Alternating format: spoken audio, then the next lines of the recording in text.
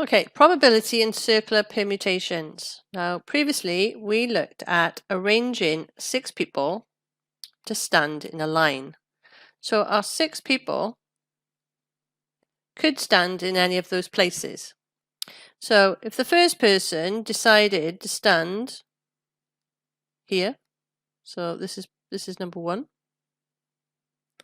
they could have stood in any of the 6 places. Person number 2 came along and they decided to stand here. Now they had a choice of 5 places. Person number 3 came along and they decided to stand here, but they could have chosen any of the 4 places. They had 4 choices. And we continued, so person number 4 came along, they had a choice of 3 places. Person number 5 came along, they had a choice 2 places, and person number 1 only had 1 choice. So we said 6 times 5 times 4 times 3 times 2 times 1 could be written as 6 factorial. So this is for linear. Now, when we actually work this out, if we have a circular arrangement, so let's say we've got 6 places.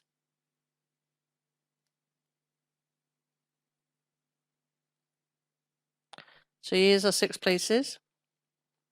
So if our person number 1 comes in and they decide to sit here, they have a view of 5 other chairs. So 2 to the left, 2 to the right, and 1 opposite.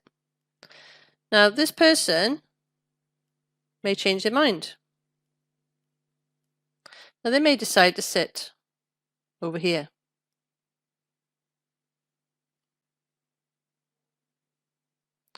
So if they sit over here, their view is still the same. They have 2 chairs to the right, 2 chairs to the left, and 1 opposite. Now they could say, oh, actually, no, I'm going to sit over here. So even though they've sat in different places, their view is the same. So the arrangement is the same.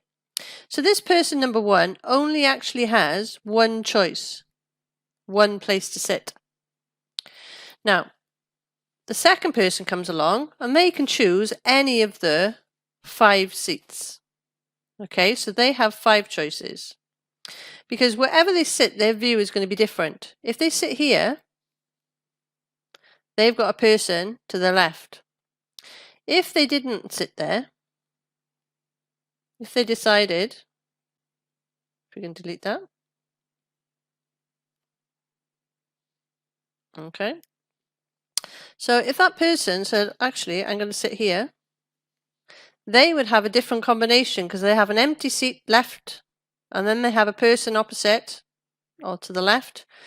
Opposite, they then have to the right 3 seats. Now, if they decided to sit in any of the other positions, their view would all be different. So they have, so putting that back, so they have 5 choices. So the person number 3 comes along, so let's put that person there. So person number 3 comes along and they have a choice of, there's 4 seats and every seat will have a different view. If they sat here, they've got 2 people either side. If they didn't sit there,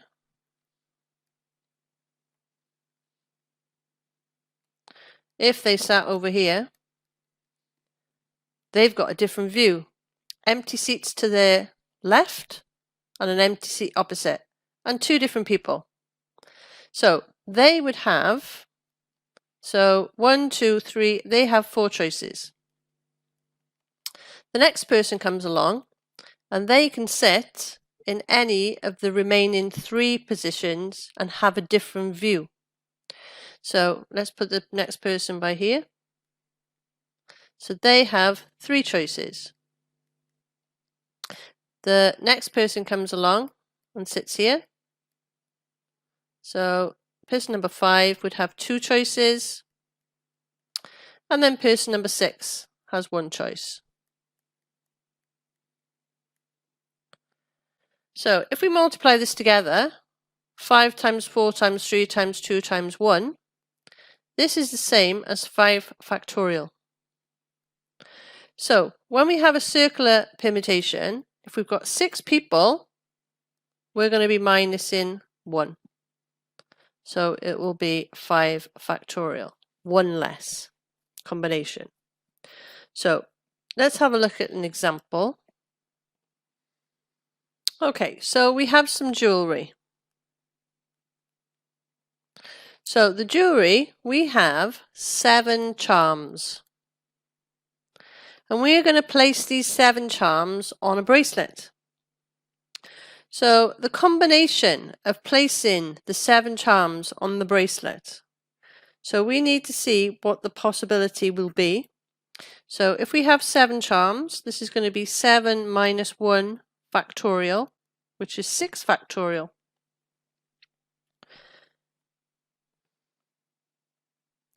So if we want the probability of the bracelet looking exactly like the picture, being the same as above,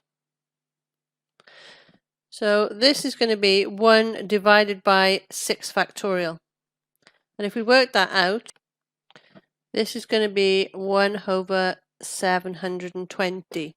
So if we had the 7 charms in a bag and we pull them out at random, and the chances or the probability that we'll be able to put them on this circular bracelet in the exact combination as shown, this is going to be 1 over 720.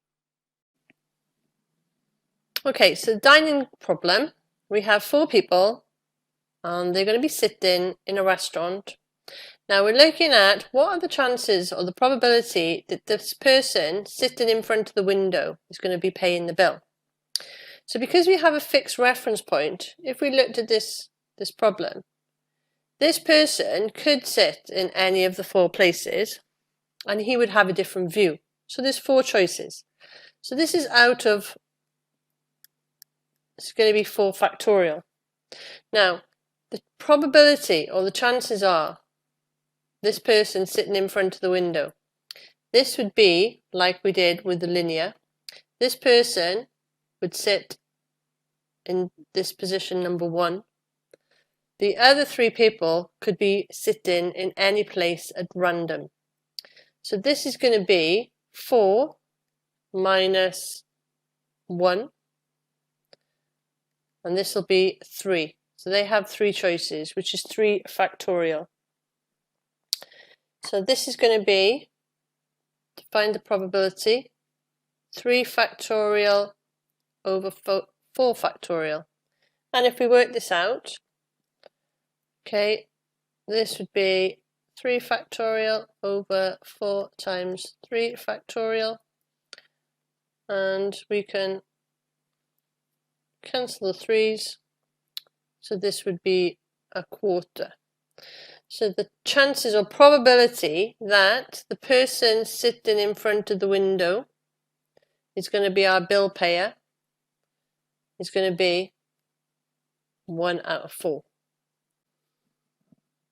Okay, so football. A team's 11 football players huddle together before they play. What is the probability that the goalie stands to the right of the centre if the team huddles together at random? So we have 11 players and they're going to huddle together to form a circle. So 1, 2, 3, 4, 5, 6, 7, 8, 9, 10, 11. So we have a circle and we want to find out what are the probability, if this is the centre, that our goalie is in this position here. So he is going to be right of the centre. Now, this goalie could stand here. He would still be right of the centre. He could actually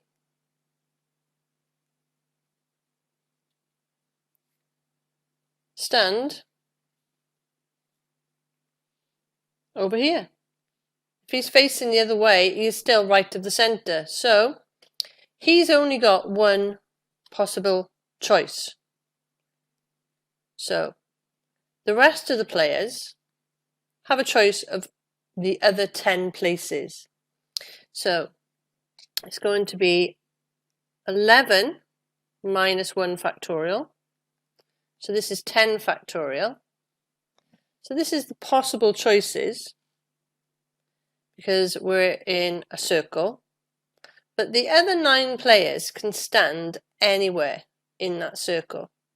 So they have a choice of any of the other places.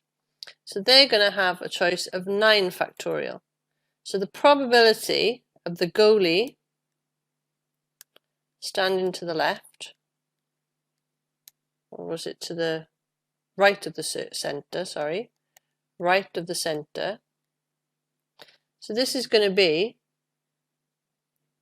the possible of the 9 others positions that the others can stand in out of a possible 10. So this is going to be 1 over 10. So the goalie, there's a 1 in 10 chance, or the probability of him standing to the right of the centre is going to be 1 out of any 10 of the positions. So the next part says, if a referee stands directly behind the huddle, what is the probability that the referee stands directly behind the right midfielder? So this time we have a fixed point. So we have our 3, 4, 5, 6, 7, 8, 9, 10, 11. And then it says that a referee is going to stand directly behind the right midfielder. So this could be our referee standing behind our midfielder. Now the midfielder could be in any of the positions. So there is 11 ways that the midfielder could stand. He could stand in any of the other positions. So there's a possibility of 11 different ways. So he is going to be in a fixed place, which means there's 10 possibilities for the rest. This is going to be like the linear. So if there's a possibility out of 11 and one person is in a fixed position, we're going to do 11 minus 1, which is going to be 10 over a possible 11. So this is going to be 1 out of 11. So the probability that the referee stands directly behind the midfielder is 1 out of 11.